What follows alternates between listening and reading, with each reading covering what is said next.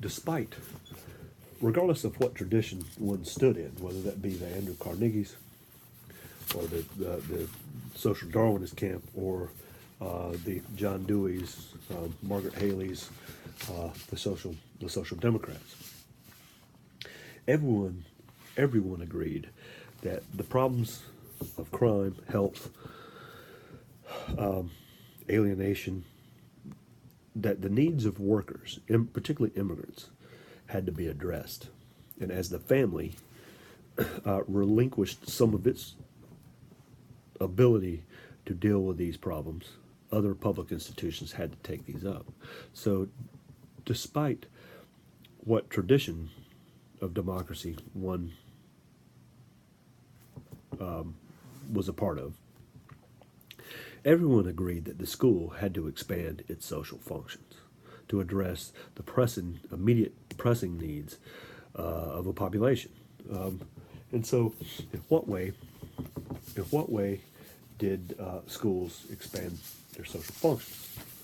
Well, you will see from the reading that they did so by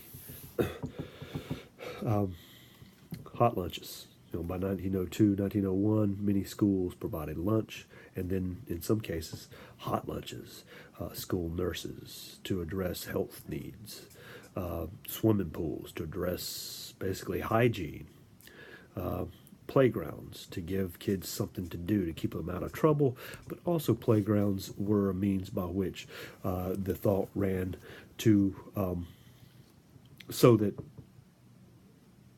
to educate immigrant children to be American children. The idea was that if you play together by sheer virtue of association, Americanness, whatever that may be, will rub off on those immigrant children, and that will keep foreign anarchism, foreign ideologies from adulterating American values. Night school, adult education. I mean, if one of the problems is that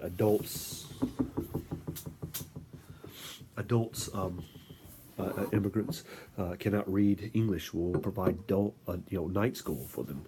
The schools themselves became were seen as a place, a community, a place for community gathering. I mean, we still do that, for crying out loud. We have elections, hold elections. We vote in schools.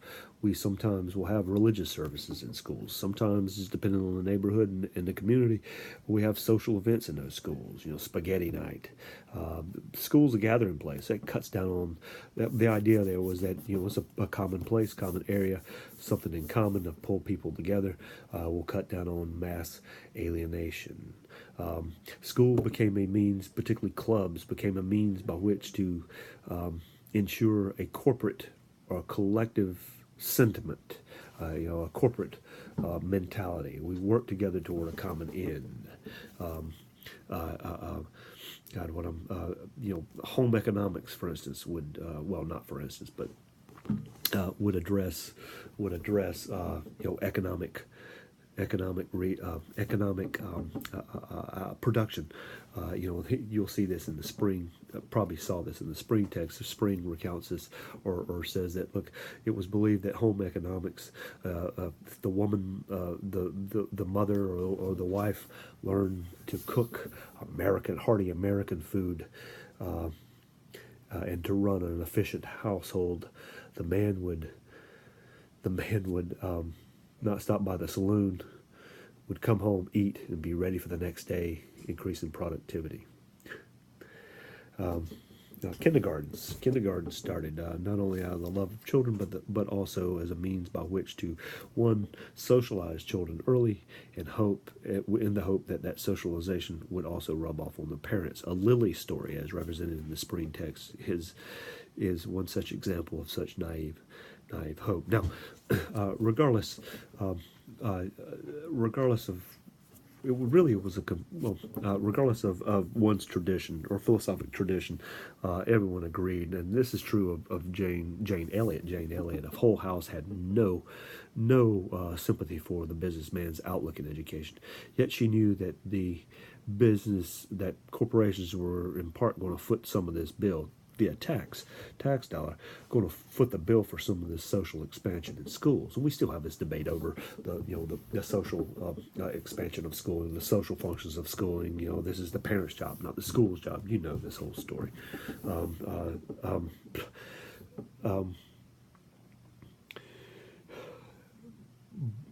It was really a confluence of forces that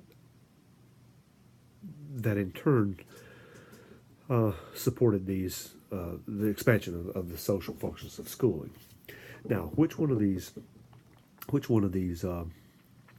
traditions has had the most impact on American public schools? Merle Curdy, the historian Merle Curdy, has written in The Social Ideas of American Educators, which used to be the standard in this course, was that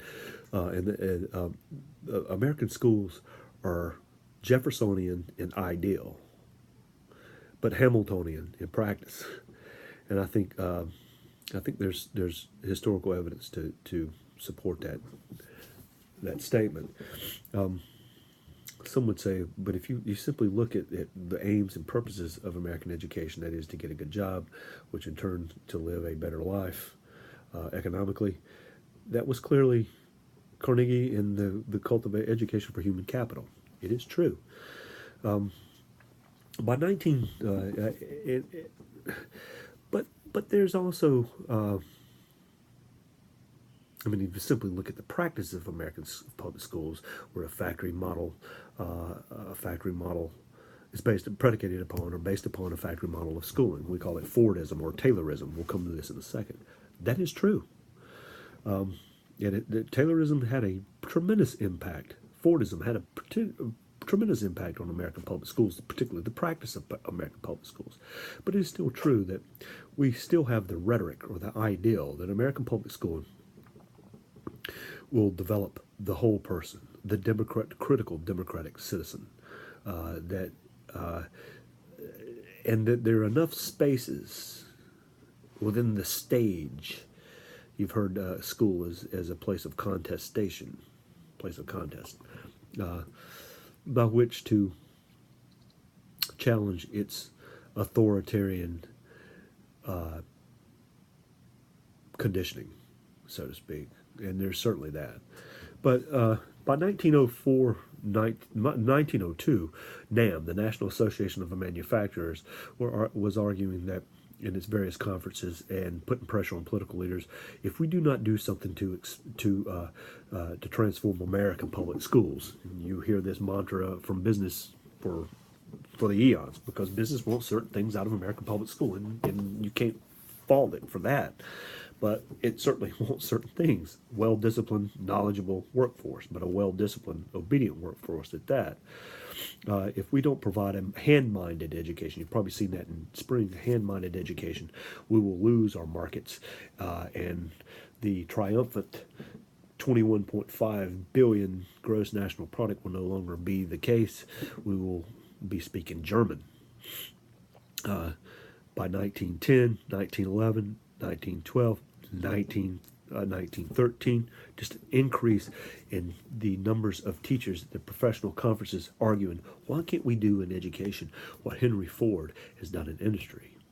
In light of 24 plus million people immigrating to the United States, children, an increase in volume. It's becoming unruly. People can't talk to not unruly, but unmanageable. Why can't we use the elements of industry? Capitalism. It spoke to people more and more, particularly the middle class and working class were moving into the middle class via teaching. Why can't we do in education what Ford has done in industry? Deal with volume with as much efficiency and control as possible. Well, by 1920, that's exactly what colleges of education, normal schools, teaching schools teaching colleges, teachers colleges were doing. They were preparing teachers to take their place in a tailorized, afford system of schooling. Well, what does that mean? Well, you have to know something about Frederick Taylor. Frederick Taylor, who wrote The Principles of Scientific Management, or published it in 1911. Taylor, uh, Taylor is an interesting guy. His biographer. Well, Taylor was from a well-to-do family from Philadelphia, on his way to Harvard via Exeter when he quit. He went to work for a family friend. It was Bethlehem or Midvale, one of the two, Midvale Steel or Bethlehem Steel. I always get those two mixed up. I want to say it was Midvale he went to work for first. At Midvale Steel, he worked his way up. He started his shop floor, sweeping the shop floor, and worked his way up to gang boss at the steel in the steel mill. But one thing you got to understand, so he inherited a gang of of workers, and that's the way steel, that many industries worked. Still, in the 1870s or so, uh, they worked as gangs. The gang labor controlled production. Basically, I mean, owners provided the conditions, but labor controlled the pace of labor, productivity, and so on. Labor, often in the form of guilds, could allow, controlled who came into the craft, at what rate those who came into the craft were exposed to, time-tested patterns of knowledge related to that craft. They pass along that knowledge. So labor controlled the conception of work and the conception and practice of of productivity. And still, for instance, the gang, as reported by Taylor to a congressional hearing, it was common to have 50 to about 75 workers in a steel shift, and they would all work on the same task until that task was done. They'd move on to when that for instance, they'd pull off pig iron, which weighed about 95 pounds, off train carts until all of it was unloaded. Then they would get their tools out, work on the next phase, put those tools away, and they could speed up when they wanted to, slow down when they needed to. Well, that drove, when Taylor inherited, when he became gang boss, this drove him absolutely batty. As his biographer Sudhar Kakar puts it, Frederick Taylor was what we would today call he was a neurotic crank. He suffered from the compulsive disorder, obsessive compulsive disorder.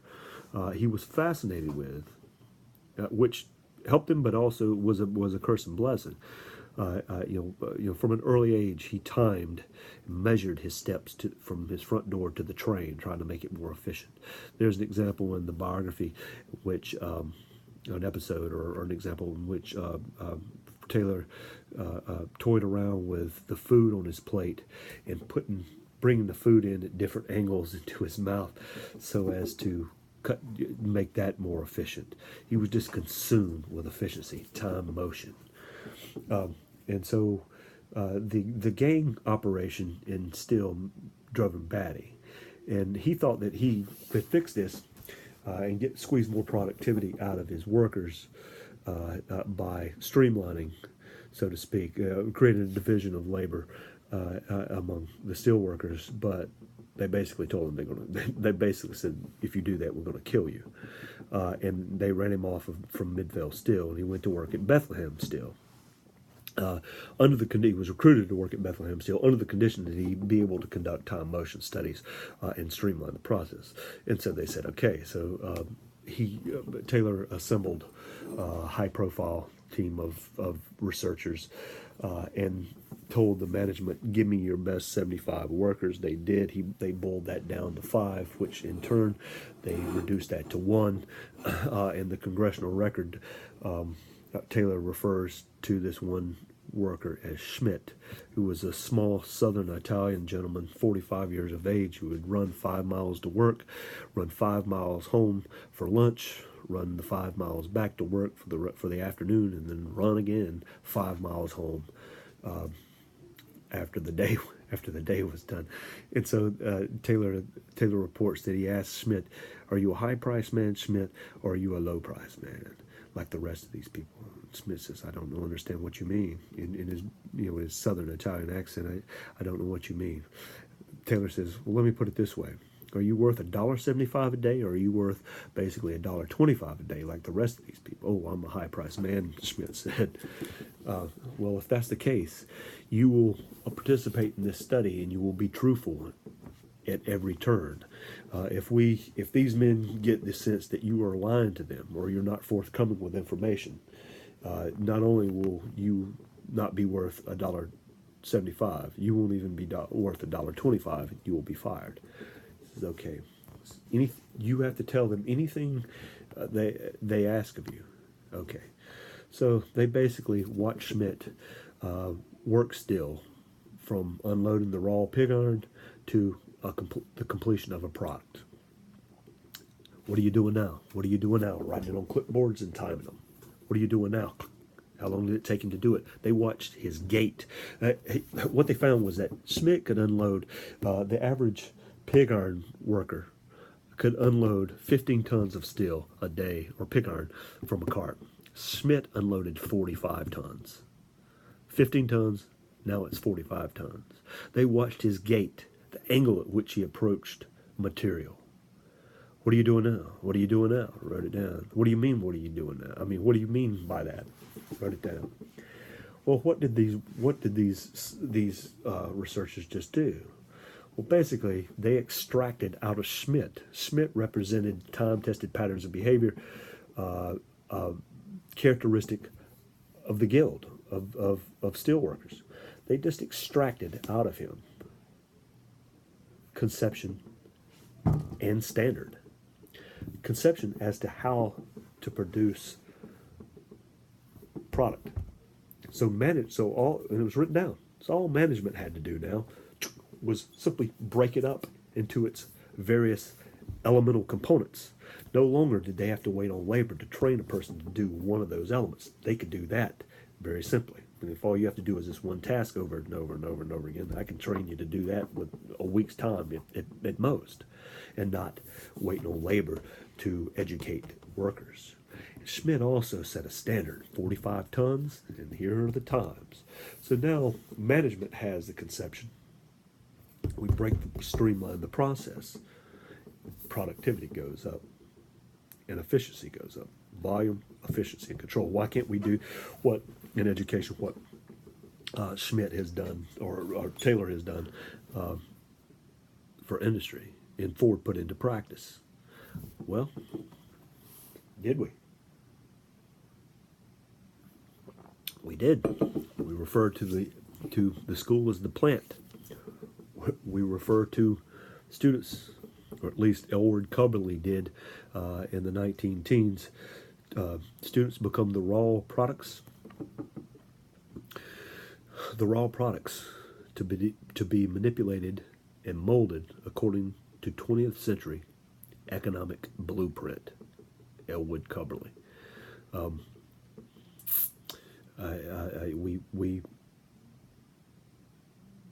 We basically train teachers to be experts in subject matter. Some would call them line operators, much like you would see in a mill, whose task is to deliver the data points that others define as most worth to deliver.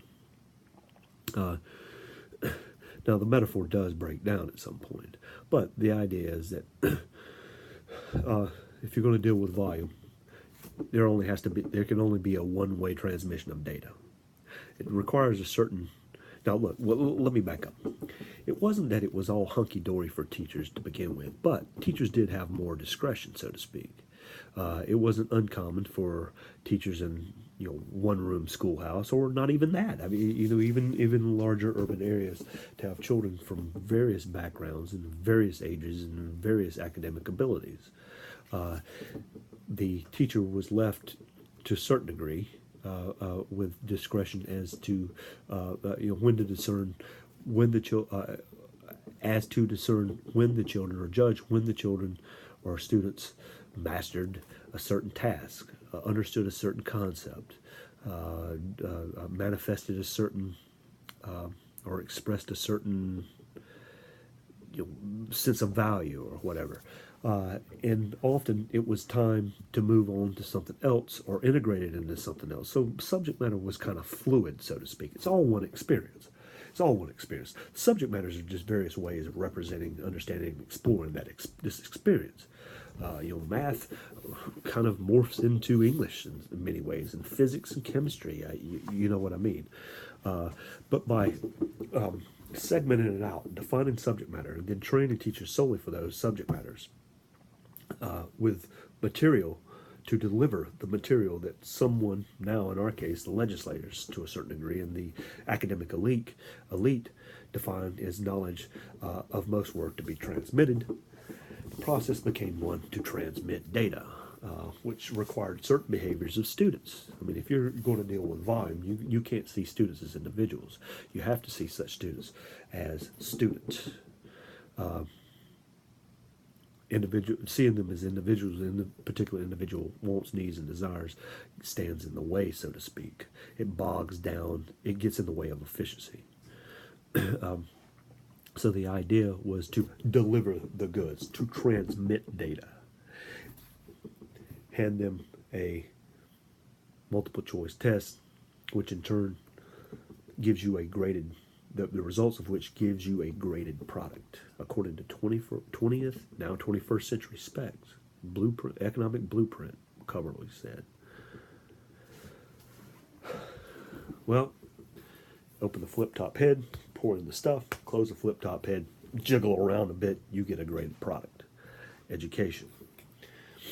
Now, to what degree, let me just ask this question, to what degree, how close is that characterization to your experience of American public schooling? Well, to some degree, it's characteristic of many of ours. I know it certainly was of mine in American public schooling. Though it really depends on, that's highly dependent upon the type of program you were associated with. If you were AP class, you're going to get a different, or IB, AP, or Cambridge, you're going to get a somewhat different experience from what others who are in basic, regular, intensive programs are going to receive. There's no doubt about it. And that's highly class dependent. It's highly associated with socioeconomic class. And insofar as that race and class are entangled, it's also related to race as well. Now, you will see under the spring module two handouts. Well, you'll see a couple handouts. They're the Curdy chapters. You'll see Merle Curdy under there as well. Now, Merle Curdy, again, the social idea. These are two chapters from the Social Ideas of American Educators. Social Ideas of American Educators used to be the standard in this type of course. These are two chapters that are wonderfully detailed, well argued, wonderfully detailed chapters that point up the idea that schools were used to control and to liberate. You'll see those. Those are for your pleasure if you have any interest. I encourage you to read them. But you'll see two other handouts. One, Teach Pride. Well, let me see if I can find this. Teach Pride in America, something like that. I'm not going to read this as we sit here. You'll see two handouts. Teach Children Pride in America. And then the other one is Children Should Be Taught to Honor American Culture. This gets at a couple things. What I first want to do is get at the Army Alpha. How do we know people's potentials are. If we're operating on the education as human capital model, how are we going to find out what human beings are capable of, and then maximize that with differentiated curriculum? Well, we're going to give them an intelligence test. Psychometricians have designated intelligence with a lowercase q. Is it Q? G. Lowercase G. Lowercase G. Equals intelligence quotient, something like that. I don't spend much time in psychometrics like I used to, though I know this debate still goes on. The idea was that, look, at the time, this was popularized. One of the earlier IQ tests, Lewis Terman, Binet, the idea among psychometricians was that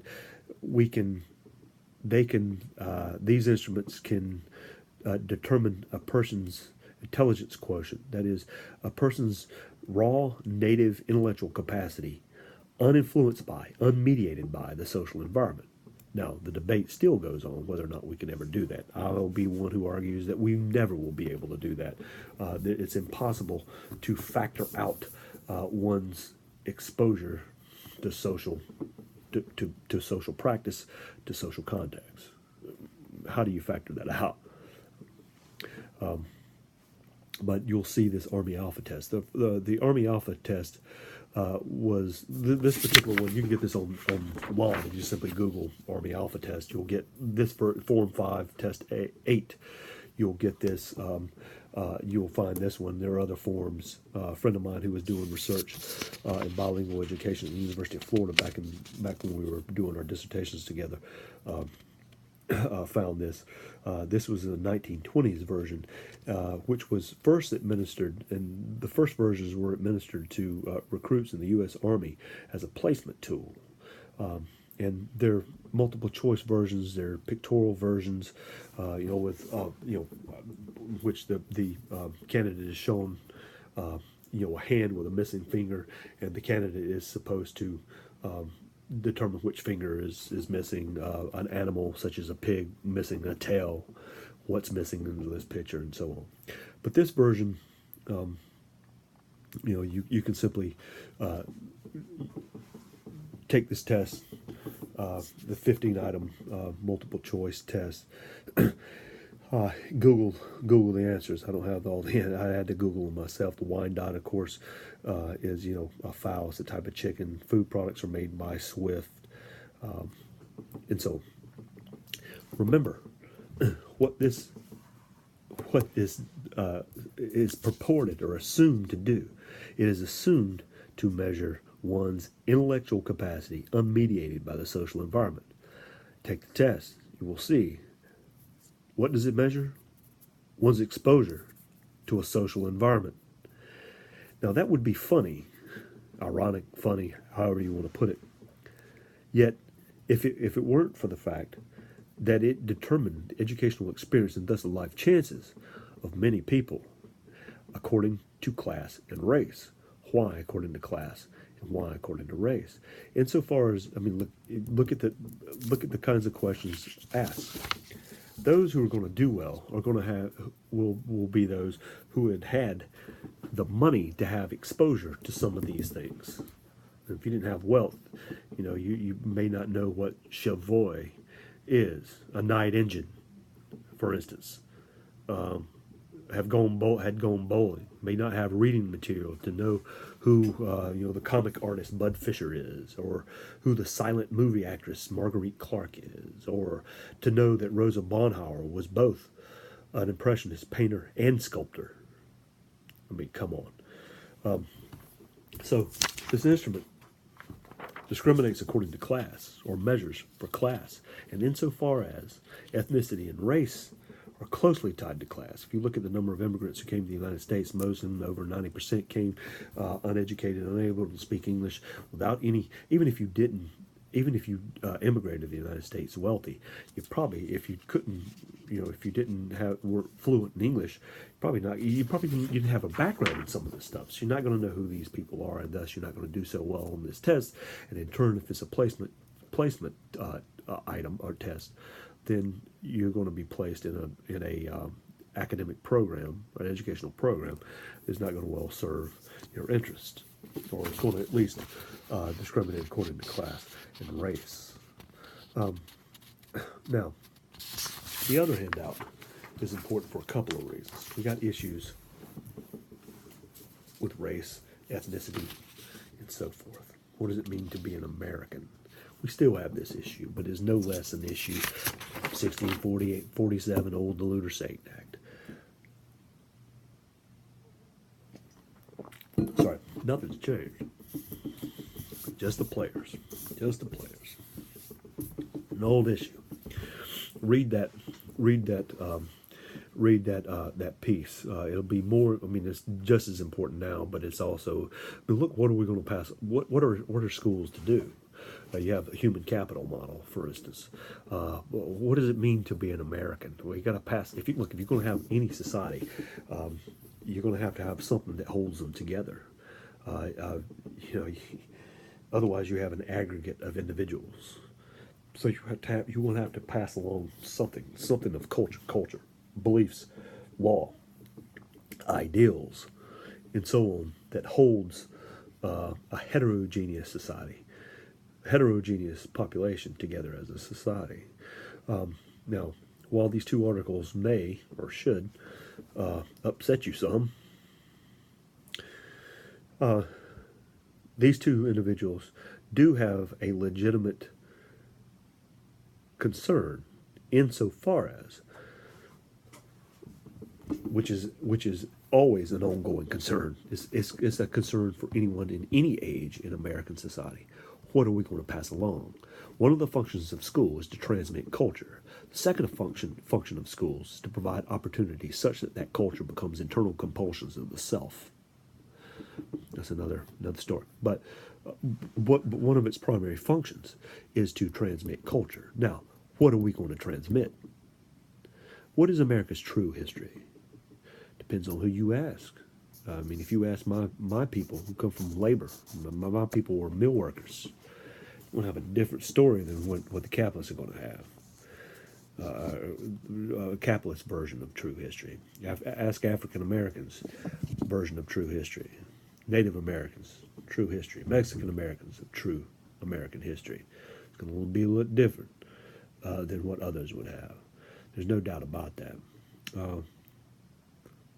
How should we instill an appreciation of our American heritage and culture as superior to other cultures? I look at that with a little bit of suspicion. What should be our appreciation of capitalism? Now, look, if you've had me in class before, and as those who have had me, your friends who have had me in class can testify, I always say this. I'm not anti-capitalism. I'm talking about myself in third person. I'm not anti-capitalist. I benefit from capitalism just like anybody. It's a wonderful, wonderful economic system. Don't get me wrong. In a lot of ways, I am blessed by that system. But I also see its worst vestiges. I don't want my children, for instance, and if what I want for my children, I should also want for other children, buying marketing, hook, line, and sinker. And, I understand the nature of this exploitation is a for-profit system. How have we traditionally gotten profit, at least by U.S. corporations? By exploiting labor. I come from labor, so you got to understand. So how should schools lead students to appreciate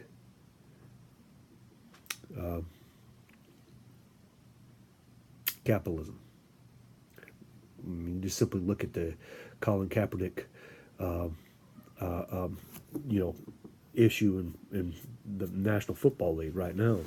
Some argue that's being un-American. How do you express love of one's country? For instance, what is patriotism? Love of one's country. How should that be expressed? Then how then should schools nurture one conception or the other? So that article has a legitimate concern, whether you agree with them or not, and I don't, of course. I do not agree with these two. I mean, I think they have a concern, legitimate concerns, insofar as every age should be concerned about what it is that we're going to transmit. and there's going to be some commonalities.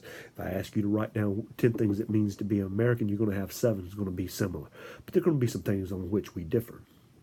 But we're going to have to transmit something in schools because that is our charge.